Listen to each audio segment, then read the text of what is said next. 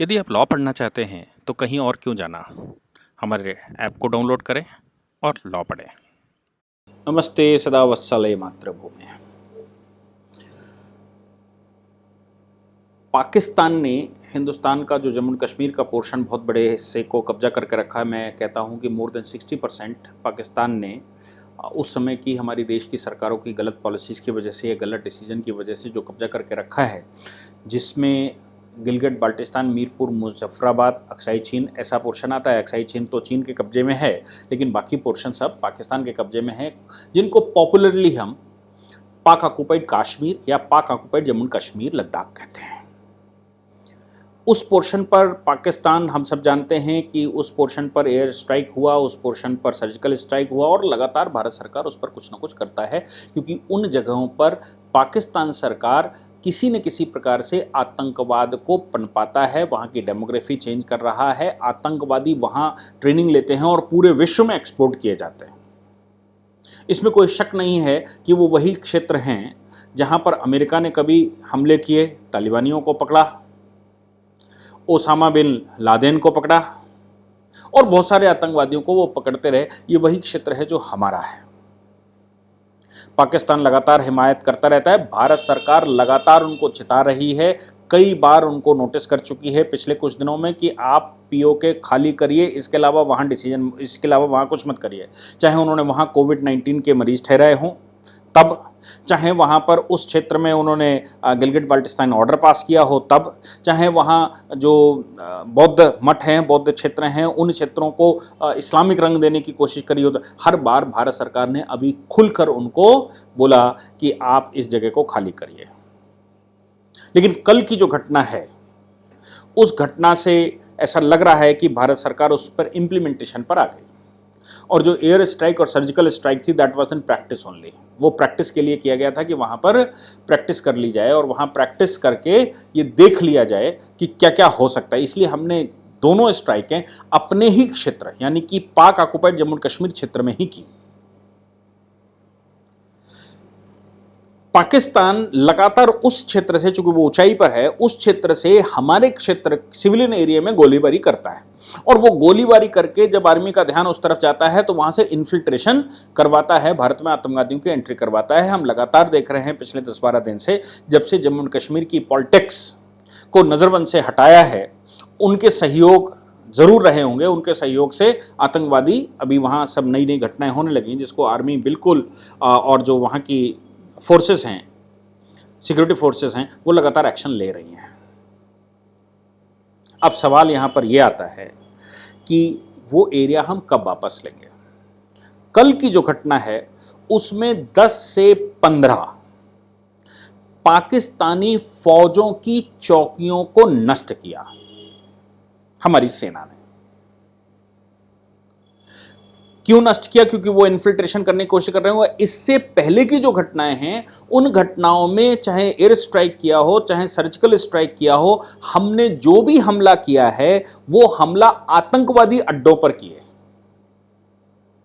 लेकिन अब पाकिस्तान ने आतंकवादी अड्डों पर मिलिट्री का रंग दे दिया और वहां पर अपनी जो फोर्सेस हैं, वो जो आतंकवादी हैं, उनको फोर्स के कपड़े पहनाकर ट्रेंड करना शुरू कर दिया।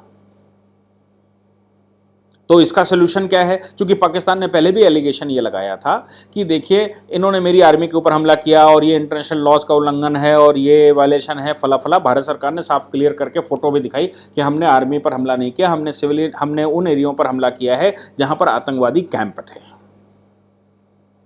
यूएन में दबाव हम सब जानते हैं, इस बार तो चाइना ने भी यूएन के दबाव में हमारा साथ दिया।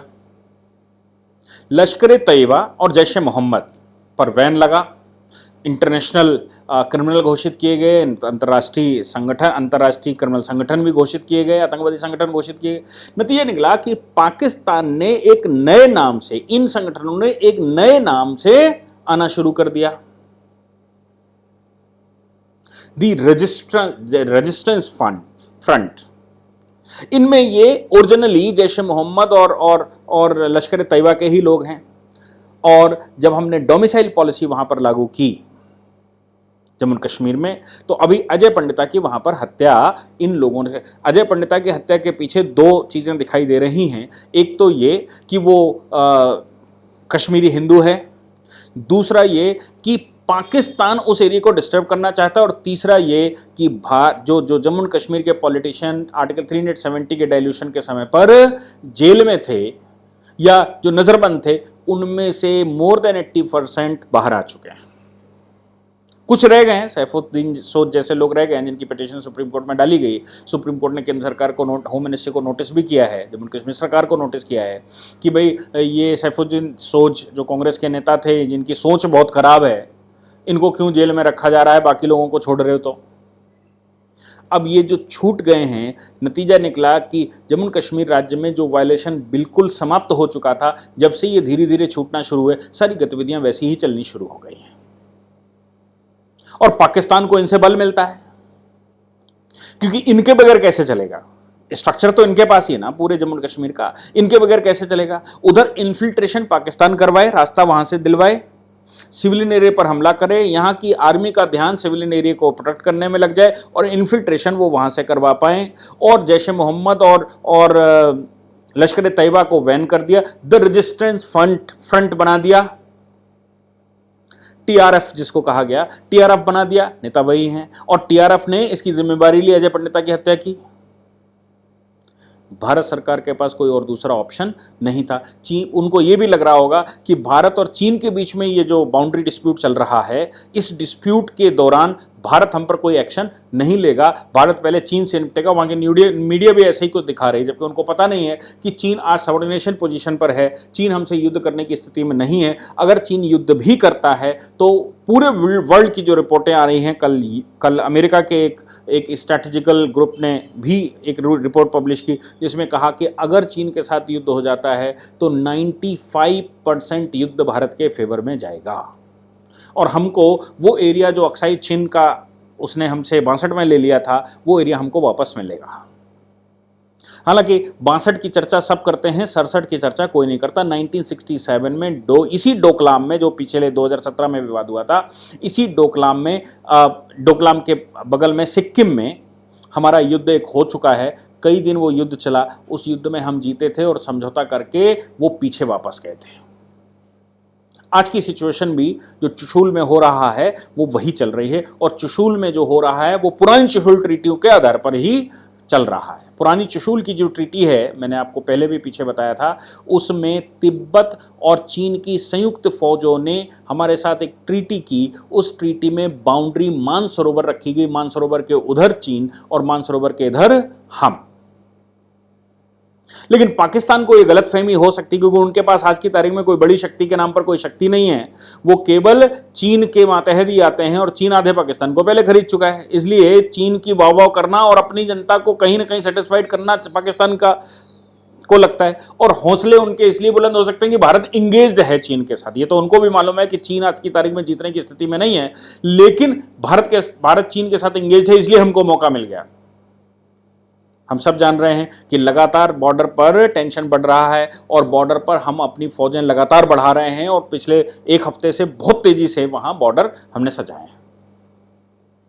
यह भी संभव है कि चीन के साथ हमारा समझौता हो जाए उस बाउंड्री डिस्प्यूट को लेकर, क्योंकि वो पीछे चले गए हैं, इसलिए पॉजिटिव संकेत हैं, और पाकिस्तान के साथ युद्ध हो जाए, और पाकिस्तान का जो एरिया है, हो सकता है वो भी हमारे पीओके के साथ साथ वो एरिया भी अपने साथ आ जाए, और हम दोबारा वो गलती न करें जो गलती हमने 65 में की थी, जो गलती हमने 47 में की थी, जो गलती हमने 71 में की थी। एरिया वापस नहीं करना है,